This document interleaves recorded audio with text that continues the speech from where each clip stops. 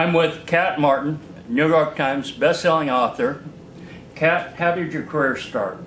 Well, it was actually an accident. I never thought about writing anything. I went to college. I never thought about it. I had no idea. I never knew what I really wanted to do, actually, until I started writing. And what happened was my husband now, my current husband, I mean my husband of today, L.J. Martin, he was my boyfriend back then, many, many years ago, and he had written a novel called Shadow the Mast, which Wolfpack now has published. But at that time, he was having trouble publishing it.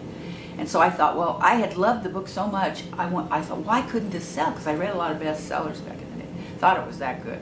So I thought, okay, well, wonder what's wrong with it. So I read it as an editor. And when I did that, I saw a lot of spelling errors and things like that, and we didn't have spell check back in the day. So I thought, well, I can fix this in a week or two.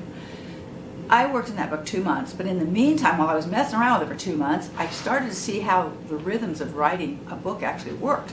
And I thought, I think I can do this myself. And I had always had a lot of stories in my head, so I thought, I'm going to try it. And so anyway, I gave it a try. I wrote a book, and it took me, God, it was so hard to learn. Learning to write is very difficult. You have to learn it, but you also have to have a kind of an innate sense of how it should work. So you have to do, reading a lot is good. If you read a lot of other books, you kind of get the rhythms of how it should be. So anyway, that's what happened. And so I wrote a book called Magnificent Passage, which I believe Wolfpack also has that book We do. today in their list. And that was my first book. And I sold it, we both sold our books within 6 weeks, 6 weeks of each other back then, and this was way back in the 80s. So that they came out within 6 weeks of each other, strangely enough, and so we toured a lot together in those days because we kept having books out about the same time. So we would do book signings and all that kind of thing together. Most of the things we do is on the internet. You know, we're on Facebook every day, constantly interacting with readers on Facebook through a newsletter that goes out. When I have a book out, we do it about we get in touch with them about once a week for like a month, and then after that we kind of just stay kind of loosely in touch, but let them know what's going on coming up for us or for me or whoever's. You've been in the business long enough to experience the transfer to digital. Right. What do you think of that? I think it's sort of good news and bad news. I actually think right now it's coming around to a nice spot because it kind of sucked all the readers into digital away from print. But now people are saying, well, I like my digital. I take it with me on trips, but I really kind of am enjoying getting back to print, holding a print book. And so the print books are kind of coming back a little bit, which means the independent bookstores are getting another kind of a fresh breath of air. Hardcovers are selling better than paperbacks at the moment, which is unexpected since they're so expensive. But so the print world is kind of settling back and coming back. But the digital, I think, is really a terrific thing because you can travel so well with any number of books. Sure.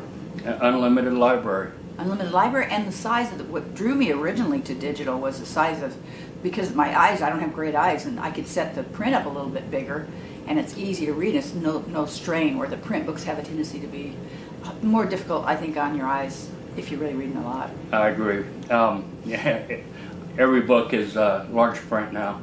Yeah, that's right. That's right. Although they still do them in large print. So, tell us about your latest book. Well, I've yet to read it. I'm looking forward to it.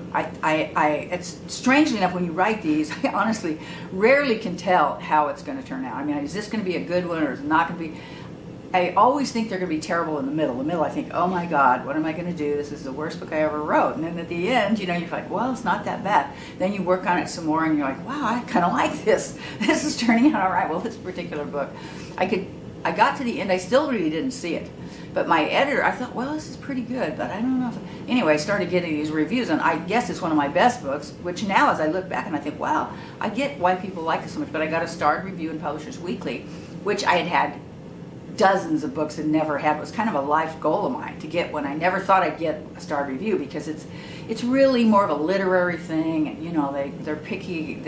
I thought, well, I just write stories. I'm more of a storyteller than a writer of, you know, wordsmith, they call writers who write a lot of words, and I'm not like that. But anyway, this time they liked the book, so they gave me a starred review, and it's been one of my, I think, favorites for readers. It's been one. Beyond Reasons, the name of the book, and it's set in Texas, the first of a Texas trilogy that I have. How many books have you written to date? I lost track around, I'm gonna say like 68 or 69, it could be 70, but it's right at that, somewhere. What's your day like? A normal writing day? Well, I like to write. It's a love-hate relationship. I heard all the writers here, Western writers were at the conference here. All the writers they love writing, I always think to myself, I love-hate writing. I love going in there, I love getting started, and then about halfway through the day I'm thinking, I'm tired, it's not coming in my head right, I've got to redo this, I have to go back, I'm not hating it. But then the next day, again, I'm ready for another day. I really do like the whole process of sitting there and getting the story in my head and trying to get it down on paper. It's kind of Do you have a challenge. set schedule? I work, I go to the gym on 3 days a week, so I go Monday, Wednesday, and Friday with my husband. And then we come home, so those are half days, because it's a 30 miles round, 60 mile round trip to go to the gym for us. So we come back, and then I work in that afternoon. I try to do some more PR, so Monday, Wednesday, Friday, half a day is a lot of promo that day if I can. Long days, Tuesday, Thursday, Saturday, and Sunday. So as you can hear, there's no days off in there. Because really, we live out in the country. It's, if we're traveling, that's a day off. What percentage of your time is devoted to promotion?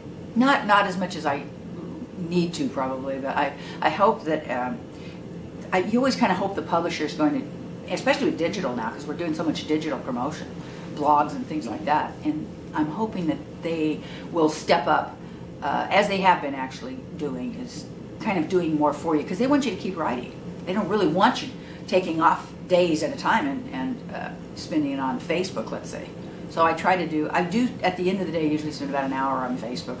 So that's one of my best ways of reaching. You do it in the afternoons? Yeah, and then I have a personal assistant that sets up all the ads and things. We do a lot of advertising on the internet. What, any advice for a new author just now breaking in?